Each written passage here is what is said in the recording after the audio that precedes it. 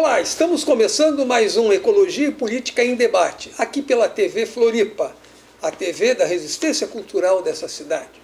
Hoje nós vamos falar sobre a Semana do Meio Ambiente promovida pela Universidade Federal de Santa Catarina, que num dia atribulado, num dia de greve, conseguiu lotar o auditório da reitoria da Universidade Federal de Santa Catarina.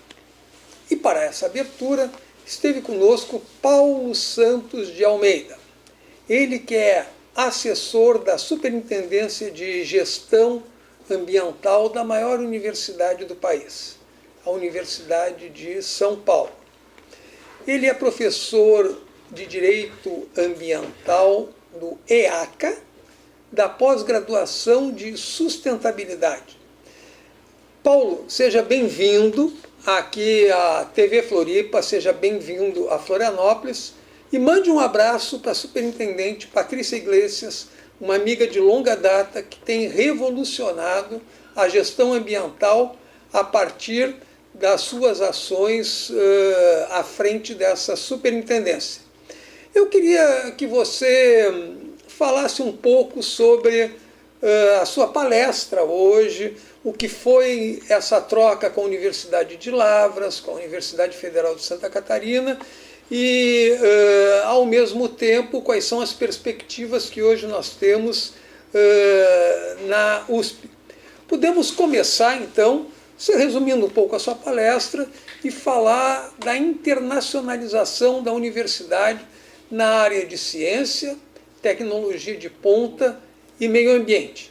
Qual a importância desses temas, das parcerias e como que a USP está trabalhando o seu escritório de cidades do Pacto Global. Já é muita coisa, fique à vontade, seja bem-vindo. Por favor, Paulo. Bem, boa tarde. Porta Nova, agradeço o convite, uma oportunidade ímpar estar aqui. Certamente levarei seu cumprimento à professora Patrícia e para que tenhamos um olhar direto do que foi falado hoje, nós tivemos como você disse, um evento muito agradável diante das dificuldades e pudemos hoje falar um pouco a respeito da integração, da governança da universidade, os papéis que são tão importantes quando pensamos no desenvolvimento sustentável. Isso se dá, de certa forma, num resumo do que foi a palestra, voltada para as políticas universitárias. Não é? O nosso papel foi retratarmos a importância desta interdisciplinariedade, a integração entre alunos, professores, servidores técnicos e a possibilidade de tornarmos o campus universitário ou os campi de uma grande universidade como um grande laboratório para o desenvolvimento sustentável além das fronteiras da universidade. Como a própria professora Patrícia geralmente cita, as universidades são grandes laboratórios. Precisamos torná-los reais e possíveis, numa sociedade que demanda um olhar realmente de evolução. A Universidade de São Paulo, como você bem destacou, é de fato uma das grandes universidades mundiais. Não é? Com prazer trabalhamos lá, mas sentimos que, além da necessidade, além das possibilidades científicas de integração com docência, extensão e pesquisa propriamente dita, ela precisa avançar. E entendo que o avanço se dá a partir da possibilidade de parcerias. Essas parcerias que você bem identificou, que são possíveis num cenário nacional e num cenário internacional.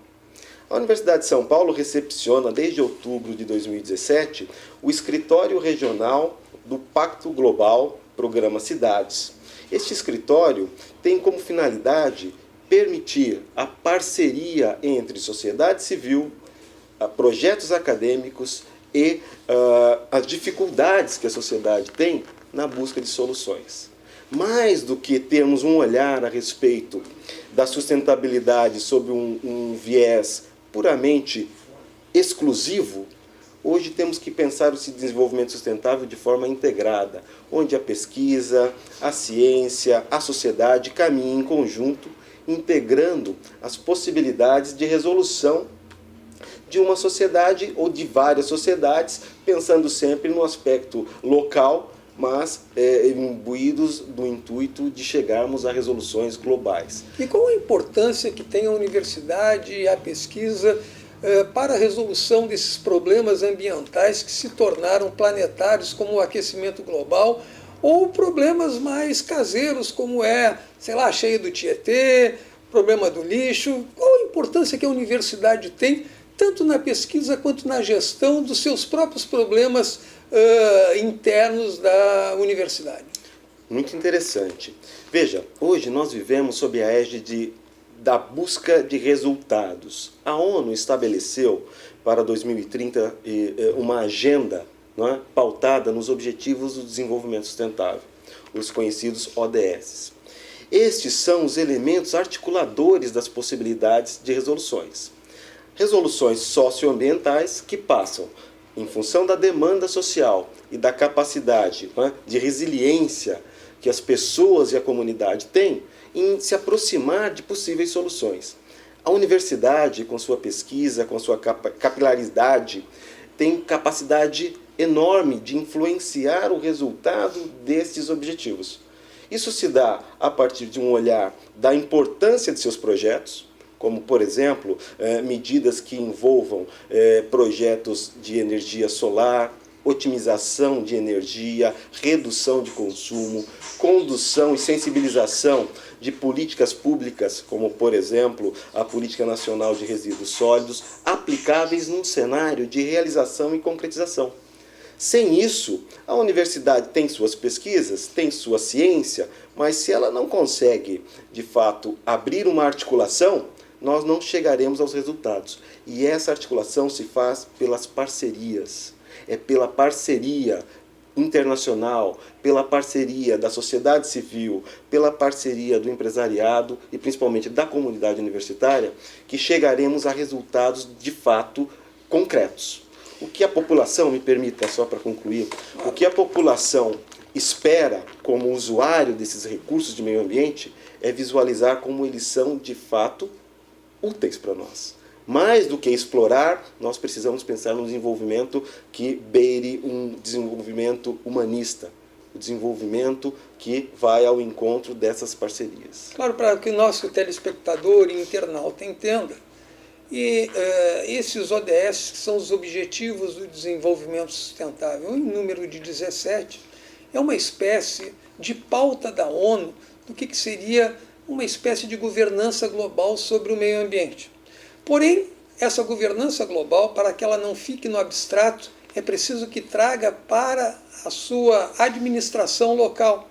E, para isso, operadores da ciência, da tecnologia e, sobretudo, agentes dentro da universidade e fora dela que trabalhem com pesquisa ou com educação, se tornam elementos chaves para poder não só desenvolver os seus conceitos, mas aplicá-los na prática. É isso que a USP vem fazendo na sua superintendência e ela se deu conta de que não bastava apenas uma aplicação interna e sim uma abertura para esse diálogo e, ao mesmo tempo, para o engajamento com parceiros não só da comunidade, do empresariado, como de outras universidades. Aí que eu queria fazer o gancho e perguntar a importância que nós temos com o Green Metric. O que é o Green Metric? Qual o papel que a USP tem nesse processo? E o que vai acontecer semana que vem, dia 7 e 8? Ok, muito obrigado. Muito bem lembrado, né? 7 e 8 teremos o segundo encontro, né, da América Latina do Green Metrics em São Paulo. Estão todos convidados, será um prazer recebê-los. Nós teremos atividades no dia 7 e 8 de junho, justamente na Semana do Meio Ambiente. Veja, o Green Metrics, na verdade, trata-se de uma grande rede de discussão sobre sustentabilidade universitária em seus campos, em seus campi, através de cada um de seus campos. Muito bem. É uma rede formada a partir da Universidade da Indonésia e que trata de um ranqueamento das universidades sustentáveis pelo mundo. A Universidade de São Paulo demonstrou um certo destaque no recente ranking divulgado, atingindo o primeiro lugar no Brasil. um feito brilhante, modéstia à parte dizendo, por conta das iniciativas da universidade, mas o mérito é de todo um conjunto de trabalho, de atividades, pesquisa, integração da comunidade, que elevou a disposição e divulgação de dados que a universidade já mantinha. Então ela conseguiu agora, dando esse olhar, uma elevação de fato no ranking. Então a gente tem notícias de universidades que estão galgando esse ranqueamento, mas o olhar mais importante do que um número numa relação é o que isso representa para a própria comunidade universitária e para a sociedade. Termos uma universidade com seus campi sustentáveis significa dizer ter uma universidade com um ambiente, uma ambientalização que permita a integridade, a dignidade das pessoas, o bom uso dos recursos naturais e, principalmente, a permissão que se dá para que todos possam participar deste processo. A governança da universidade transpassa ou espraia-se exatamente por conta dessas possibilidades.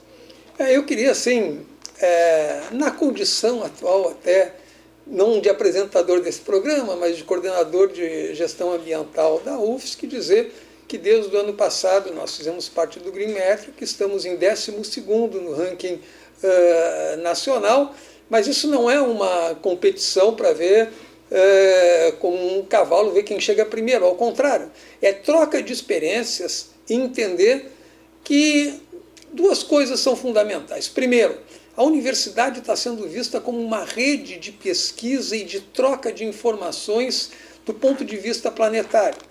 E depois se chegou à conclusão de que, face aos desafios globais que nós temos, ou a universidade será sustentável, ou não será a universidade. A universidade não pode contribuir para a poluição, não pode contribuir para o aquecimento global, ao contrário. Ela tem que se engajar em resoluções. E, nesse sentido, é como se ela agisse como um único corpo planetário, trocando as suas experiências e, ao mesmo tempo, trabalhando no sentido de que as universidades sejam todas elas sustentáveis para que o mundo possa ser sustentável. Nisso, o carro-chefe no Brasil é a USP, que nós temos muito orgulho de termos essa parceria com a USP. Não estamos em competição, ao contrário, estamos em cooperação e solidariedade, apresentando aquilo que nós temos mais avançado, que é o nosso PLS, o Plano de Logística Sustentável, exigido inclusive para todos os órgãos federais, coisa que não ocorre dos órgãos estaduais, ou seja, uma outra realidade, e aquilo que a USP tem de ponta e que está nos trazendo para que esse intercâmbio, seja nacional, seja internacional, também se possa avançar. Logo, pensar a universidade como pesquisa para a solução da problemática ambiental que a humanidade, através do seu desenvolvimento predatório, nos colocou, é um desafio desta e das futuras gerações. E o Green Metric é um pouco uma espécie de ranking que diz como estamos caminhando para que tenhamos a melhor forma de integração e de resolução dos problemas em um único espaço físico que é o planeta. A ciência não tem fronteiras, o meio ambiente não tem fronteiras, mas, sobretudo, a solidariedade para a resolução dos graves problemas que se apresentam hoje diante da sociedade, esse é que não tem fronteiras. E esse é o papel que tem o Green Metrics, a quem o escritório hoje das Cidades para o Pacto Global está lá na USP, e quem encabeça esse processo, e estaremos trocando essas informações e essas atividades na semana que vem. Se me permite, Paulo, eu vou perguntar para você algo mais caseiro. Qual é a importância da gestão ambiental existir em uma superintendência na USP? Interessante. Veja, dentro de uma organização administrativa, muitas vezes a questão era exatamente essa. Onde colocaríamos as possibilidades e discussões, né, e problemáticas ambientais? No mundo corporativo, isso começou pensando em segurança, trabalho, né, operação. Pensando numa universidade, um centro, né, como você bem disse, um campo no qual não concorremos, mas compartilhamos de experiências, a gestão ambiental diz respeito, num primeiro momento, à proteção que este órgão, no caso uma universidade, pode dar aos recursos que ela detém. De alguma forma, as universidades hoje têm suas reservas ecológicas, elas produzem resíduos, elas tratam e utilizam, né, de alguma forma, com pessoas que se mobilizam. Todo esse cenário ele se coloca numa dificuldade para o gestor público, que é a da integração. A gestão ambiental diz respeito à possibilidade da integração da gestão. E isso se faz pela melhoria da qualidade do dia a dia das pessoas com a proteção e conservação dos recursos. Se preocupar com isso significa avançarmos. Enquanto sociedade, estamos no avanço da integração destas preocupações no nosso dia a dia. Cada vez mais, o meio corporativo, a iniciativa privada como um todo, a administração pública se preocupa nesta integração. A Universidade de São Paulo tem desde 2012 essa Superintendência de Gestão Ambiental. É um órgão ligado à reitoria, que tem uma autonomia sob o ponto de vista regimental, porque o artigo 38 do regimento da USP, letra D, estabelece para a Superintendência de Gestão Ambiental o monitoramento, planejamento, diagnóstico e, principalmente, a execução das ações e dos planos para a sustentabilidade. Claramente, o que temos é a universidade se preocupando com a integração, não é, através de uma gestão ambiental. Eu, bem sinceramente, diria que não sei se o termo ainda é gestão ambiental. Eu diria que nós caminhamos para a sustentabilidade, a gestão da sustentabilidade dos nossos campos universitários. Muito bem, eu queria agora, estamos se encaminhando já para o final, já chegou nos nossos estúdios também Belinda Pereira Cunha, que vai continuar essa conversa depois do nosso intervalo, mas para encerrar, Paulo, eu queria que você desse uma palavra final. Quem é esse sujeito Paulo Santos de Almeida, para além de um assessor, alguém que trabalha na administração de uma das principais superintendências da principal universidade do país? Enquanto pesquisador, você tem um grupo de pesquisa sobre direitos humanos e cidades sustentáveis, o Sindisgan. Me fale um pouco quem é você, o que faz esse grupo, o que são cidades sustentáveis e que relação elas têm com os direitos humanos, e já aproveitando para se despedir do nosso público da TV Floripa e dos nossos internautas. Muito bem, olha, é um pouco difícil falar de si próprio, né? Às vezes é mais fácil falar dos nossos trabalhos, né? Mas eu diria que o Paulo ele é um cidadão muito preocupado com as futuras gerações, uma pessoa de família e que trata a ciência, a pesquisa como algo que se integra no seu cotidiano de uma forma muito vivaz. Nós temos esse Sindisgan, participamos como líder, eu costumo dizer para os seus integrantes, somos todos o Sindisgan, um grupo de pesquisa vinculado à cidade sustentável, à sustentabilidade e principalmente aos direitos humanos, quando ele pode integrar e nos integrar a possibilidade, ou pelo menos as variáveis para diminuirmos as diferenças. As diferenças hoje precisam ser, diante de um momento delicado que vivenciamos, pontos que nos permitam aproximar as igualdades. É através deste encaminhamento, pensando na redução da pobreza, na discussão sobre diversidade de gênero, na capacitação de um trabalho digno, na possibilidade de um consumo sustentável, integrarmos os direitos humanos às cidades. Se temos cerca de quase 80% da população vivenciando nos centros urbanos, é importante pensarmos como essa sustentabilidade nos atinge sem perdermos de vista os nossos direitos, as nossas obrigações, as nossas responsabilidades. Como uma pessoa oriunda do direito e atuante no direito ambiental, eu diria que o foco principal está em como conduzirmos um grupo de pesquisa que permita produzirmos ciência sem deixarmos de integrarmos as pessoas a essa realidade. né? O Paulo é um professor que agradece muito a oportunidade, né? Fantástica a possibilidade de estar aqui na TV Floripa, participando dessa conversa muito agradável com você, Porta Nova, com Belinda, e desejando a todos muito sucesso nas suas atividades e que tenhamos realmente um desenvolvimento sustentável e apto a preparar a nossa sociedade para as presentes e futuras gerações. É nisso que eu acredito. Eu que agradeço a você, Paulo. Nós voltamos já com uma conversa com Belinda Pereira Cunha.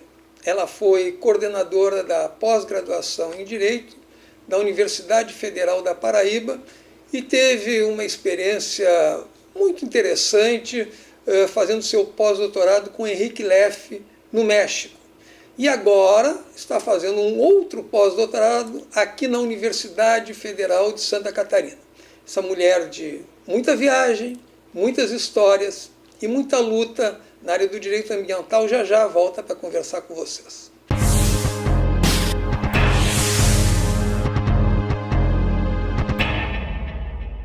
A TV Floripa agora tem aplicativo para celular.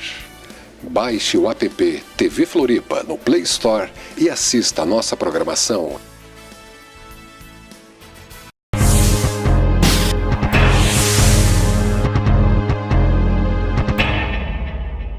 Voltamos então com Belinda Pereira da Cunha.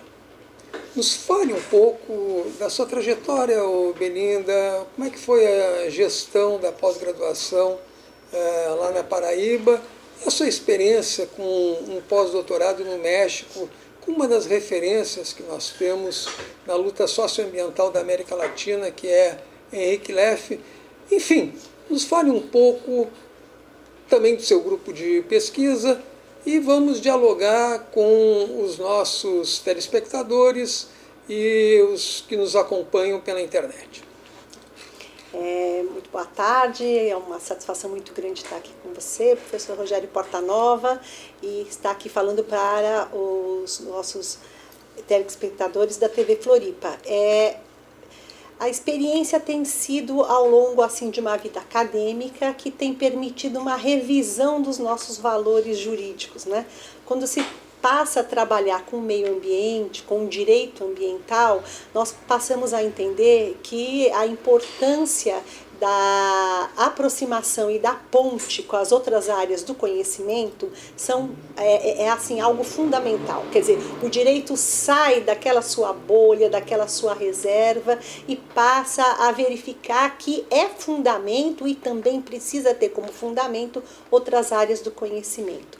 Então, desde a experiência na gestão da coordenação da pós-graduação em Direitos Humanos e Econômico da Universidade Federal da Paraíba, passando por outras experiências acadêmicas, e notadamente com a contribuição que eu mais recebi do que dei no Programa de Desenvolvimento e Meio Ambiente em Rede, o PRODEMA, que tem o professor Porta Nova como um dos seus fundadores, né?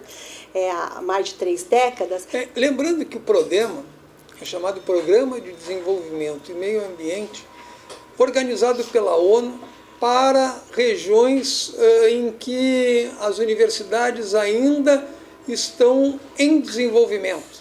E ela envolve, eu acredito que são 6 estados, né, no Norte e Nordeste, e que esses estados, através das suas universidades, eles têm um intercâmbio na área de meio ambiente e desenvolvimento.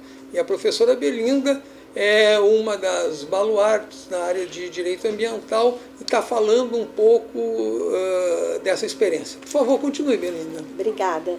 Essa experiência no PRODEMA, na verdade, ela enriquece muito o professor, o pesquisador. Quer dizer, é uma troca realmente rica com os alunos, porque é um programa que envolve mestrado e doutorado interdisciplinar, ou seja, tem-se ali várias áreas do conhecimento. Então você forma um mosaico como realmente se percebe que deva ser o conhecimento. Quer dizer, o conhecimento não pode ficar cindido ou ficar engessado em um olhar.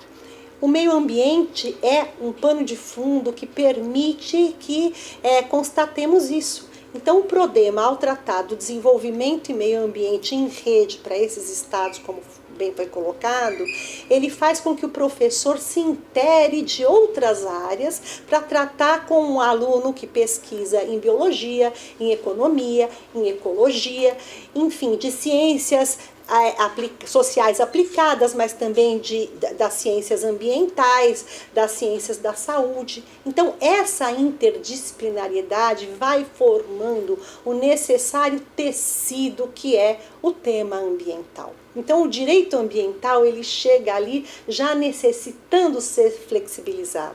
Quando se trabalha as políticas públicas ambientais com o mestrando, doutorando do Prodema, vai se tratar numa linguagem elástica que permita não só atingir aquele alunado, mas também o professor recebe informações que talvez ele antes não tivesse levado em consideração. Por exemplo, uma delas eu ouvi de um dos alunos ao longo desses últimos anos, que pesquisava sobre o mangue, o impacto para a escassez da água doce que vinha em razão da construção sobre o mangue.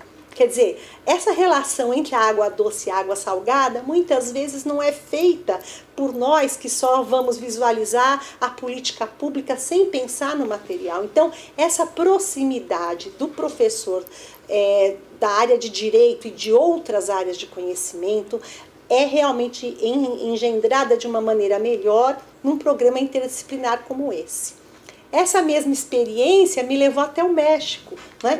Porque o professor Henrique Leff, que é sociólogo ambientalista, que coordenou o Programa Nacional das Nações Unidas América Latina e Caribe por mais de 20 anos, ele realmente faz um olhar que vem desde uma questão de formação química que ele teve, depois passa para a economia e aí se alarga pela sociologia ambiental. Nós passamos a utilizar o material do professor Leff no mestrado e doutorado em ciências jurídicas da UFPB e percebi, andando pelo país, que muitos cursos fazem isso. Nessa mesma trajetória, vim buscar o conhecimento aqui, beber da fonte, com o professor Portanova, que coordena a gestão ambiental da Universidade Federal da Paraíba, para realmente aprender um pouco mais e tentar estreitar esses caminhos entre a comunidade e a universidade do ponto de vista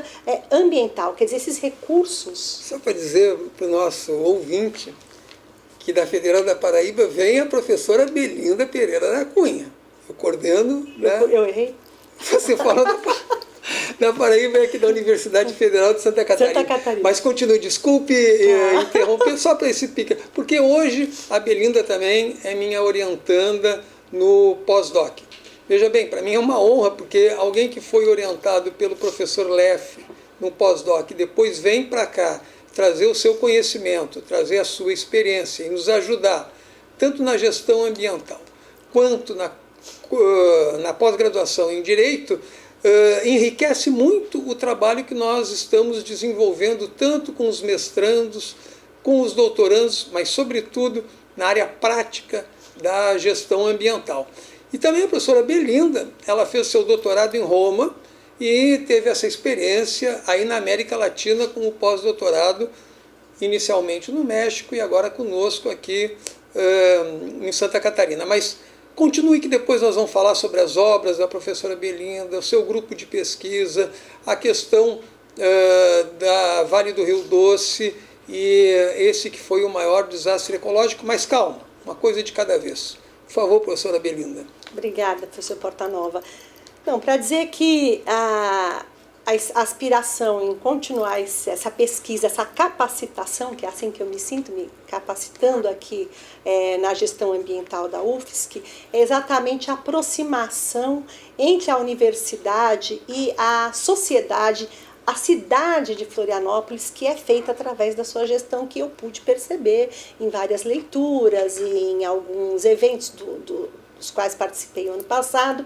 Então, quer dizer, vários temas do assunto ambiental é tratado dentro da universidade, já com vistas à sociedade, à municipalidade. Então, notadamente em razão da recuperação dos córregos que recortam a universidade, o campi, aqui em Florianópolis e talvez outros no estado de Santa Catarina, quer dizer, não fica adstrito à universidade, é uma preocupação que se tem em relação às águas que vão atingir, que possam contaminar também as pessoas que estão fora da universidade. Então, esse diálogo, mas na verdade de realidades do recurso natural entre a universidade, dentro da cidade e a comunidade, é algo que me chamou a atenção no seu trabalho e que me trouxe para que realmente a gente possa entender muito melhor, aprender isso, que eu entendo que deva ser uma referência para as universidades brasileiras, não só públicas, como também privadas, ou seja,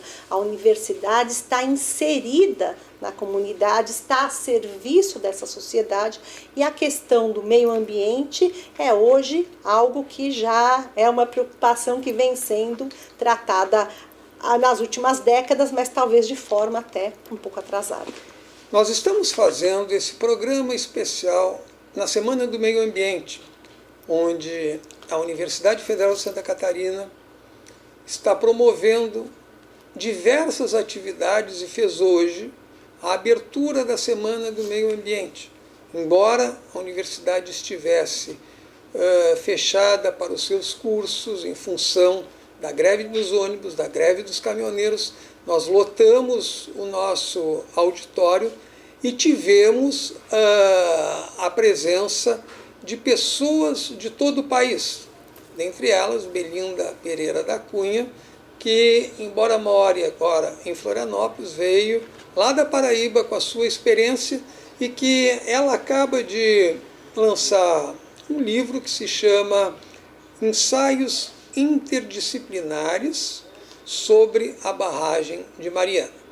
Nós vamos conversar um pouco sobre o que é essa sua obra e esse que foi simplesmente o maior acidente ambiental que nós já tivemos na história do Brasil. E, sobretudo, uma ação que o Instituto Pachamama fez de colocar o Rio Doce como sujeito de direito. Então eu gostaria que, professora, você explicasse um pouco quem são os autores, por que se debruçar sobre essa problemática, em que pé está esse que foi o maior desastre ambiental que já tivemos na nossa recente história do país. Obrigada pela oportunidade em falar um pouco desse trabalho, professor Portanova, porque realmente nós trabalhamos nos últimos 2 anos e meio, que é mais ou menos o período da ocorrência desse desastre, né? Essa tragédia ambiental que aconteceu ali em Mariana, mas na verdade atingiu vários municípios do estado de Minas Gerais e outros estados da federação também, não só nas proximidades. Tem-se os dados que esse mar de lama ainda continua correndo pelo país, né? E como sabemos, como está nas águas, não vai ser só pelo país, com as contaminações, com os metais pesados que envolvem aí. Nós começamos esse trabalho exatamente quando aconteceu o desastre. Eu estava oferecendo a disciplina Sustentabilidade Socioambiental do Desenvolvimento para esse programa PRODEMA, né, o Programa de Desenvolvimento e Meio Ambiente em Rede, com alunos de mestrado e doutorado de algumas áreas. Era novembro de 2015 e, lamentavelmente, numa das manhãs em que eu ia para a oferta da disciplina, posto que era uma disciplina concentrada, ouvi o noticiário e os alunos na classe também, chegamos todos tomados por aquela lamentável surpresa. E tratando das políticas ambientais que nos competia tratar ali na disciplina, todos estávamos estarrecidos e não vimos outra alternativa a não ser aplicar aquelas políticas e aquele estudo naquilo que estava acontecendo. Quer dizer, trabalhamos a pesquisa simultaneamente ao ocorrido. Não que quiséssemos fazer isso, mas porque éramos tomados todos, alunos e eu, professora, e entre esses alunos tínhamos também professora de biologia, de outros cursos, etc., como alunos ali, éramos tomados por uma lamentável surpresa que ia ter precedentes lamentáveis aí, esses índices todos e consequências até hoje inimagináveis, né? Então, apenas para lembrar, né, que nessa obra da professora Belinda há uma clara relação não só das vítimas humanas que ocorreram nessa tragédia, mas também de todo um ecossistema que foi praticamente exterminado. E, sobretudo, da direta relação que tem a questão ambiental com a questão econômica. Diversas famílias e atividades como ribeirinhos, pescadores, agricultores e tantas outras foram simplesmente extintas. As populações que ali sobreviveram, conforme há o relato na obra da professora Belinda, não tiveram mais seu meio de subsistência. Logo, as questões ambientais e as questões econômicas, elas estão diretamente relacionadas, seja de uma forma indireta, ou seja, pensar o tipo de atividade que se tem, por quanto tempo ele pode ainda ser desenvolvido. Nós temos, por exemplo, nas indústrias de automóveis, as duas principais cidades do mundo, né, Manchester e Denver, nos Estados Unidos, praticamente se tornaram cidades fantasmas pela forma pela qual a industrialização acabou dando lugar para um sistema de informática, um sistema digitalizado, criando uma outra forma de produção. Imagine o que vai ser se continuarmos com esse processo de agroindústria que destrói a floresta, que destrói a Amazônia e que hoje nos equilibra na balança comercial. Quanto tempo mais vai ter para que se torne não uma cidade, mas todo um país, toda uma região, um deserto?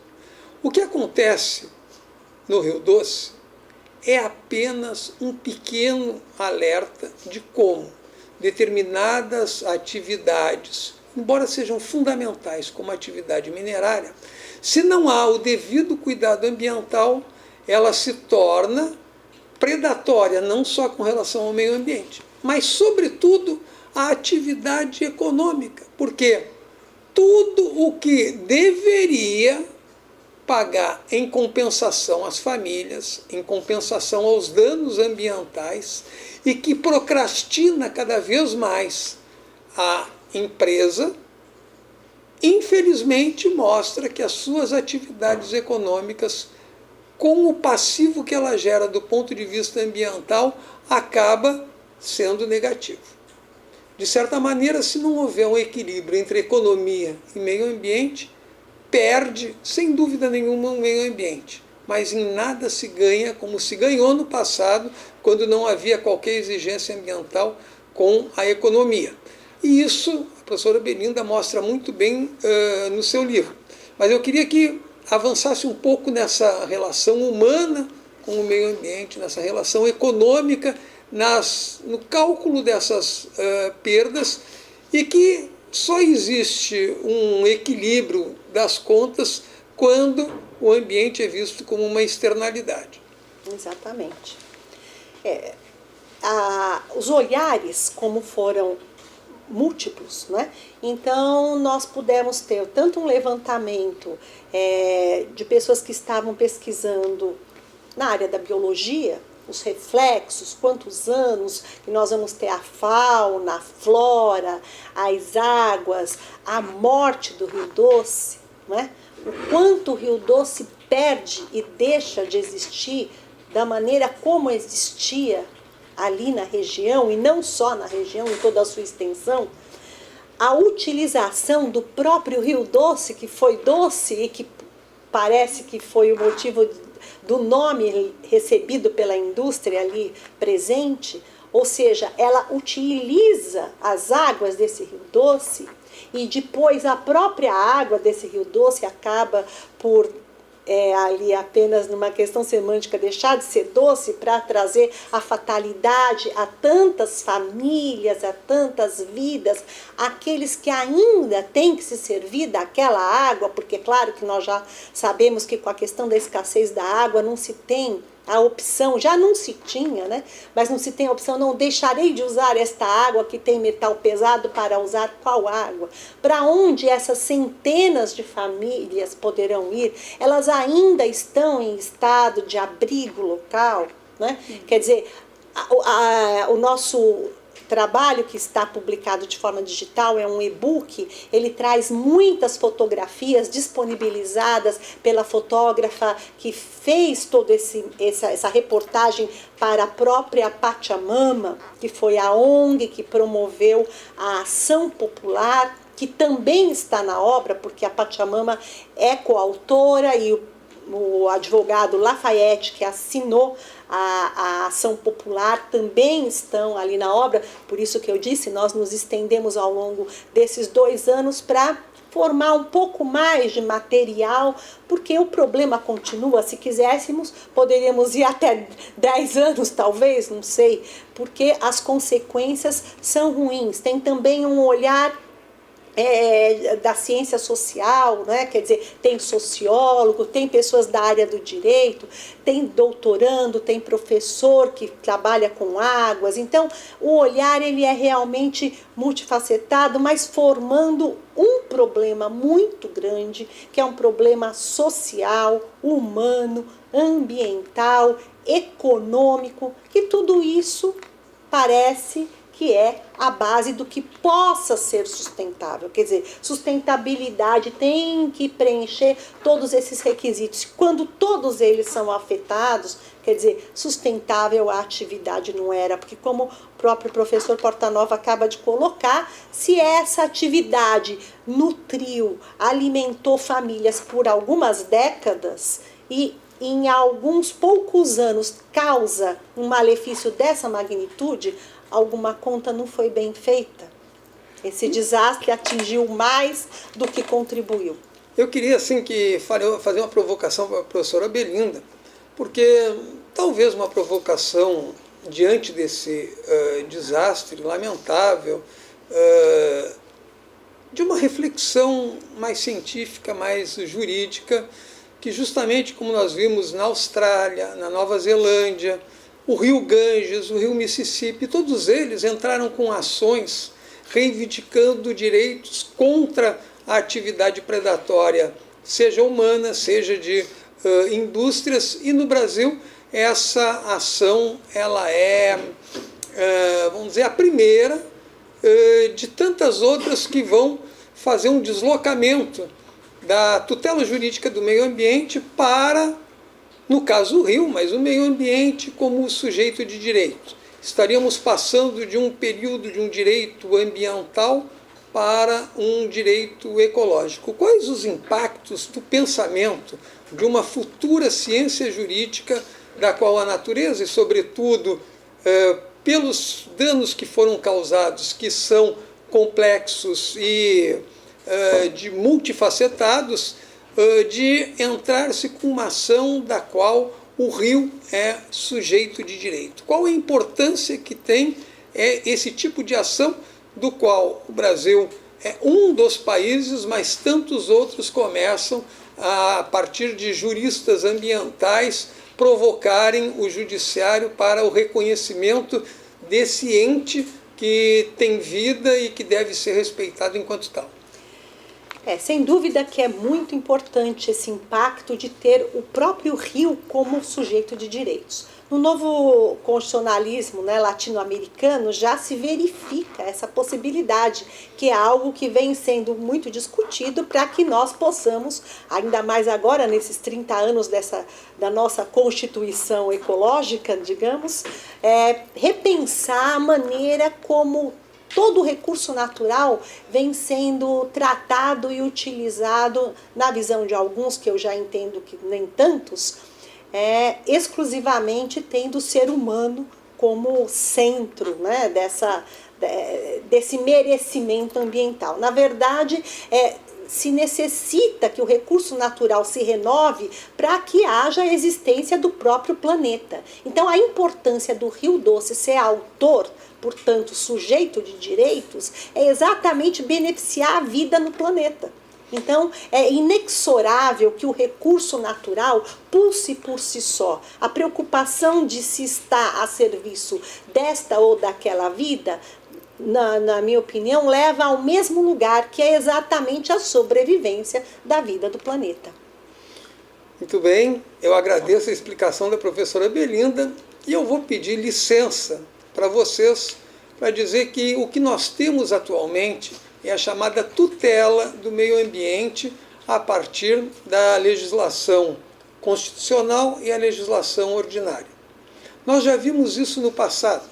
Por exemplo, quando os escravos não tinham direitos e veio a lei do ventre livre, as pessoas que nasciam no regime de escravidão, elas se tornavam livres e deixavam de ser escravas, porém tuteladas.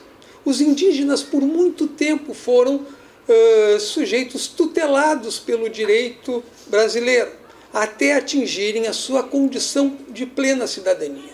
Foi assim com os negros, foi assim com as mulheres, foi assim também com os índios. Atualmente, a melhor forma de proteção do meio ambiente continua sendo pela sua tutela, porque uma árvore não pode peticionar. Uma árvore ainda não foi provada que possa raciocinar. Porém, dizer que a emancipação do meio ambiente integrada ao ser humano é uma forma jurídica que se tem de mudar o pensamento do direito brasileiro e do direito internacional com relação àquelas coisas que são vivas. É inadmissível ou incompreensível que uma sociedade anônima, que é uma ficção criada pelos homens para que as relações econômicas tenham vida, sejam sujeitos de direito. E algo que existe e tem vida não seja sujeito de direito.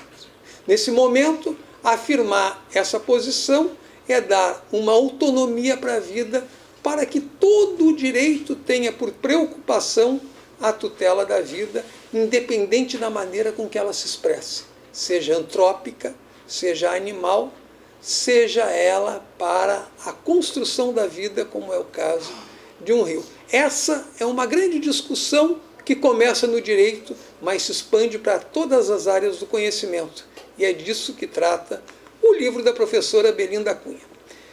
Professora Belinda Pereira da Cunha, agradeço muito a sua participação e voltaremos ainda na Semana do Meio Ambiente com outros programas especiais sobre a Semana do Meio Ambiente da UFSC aqui na TV Floripa. Obrigado.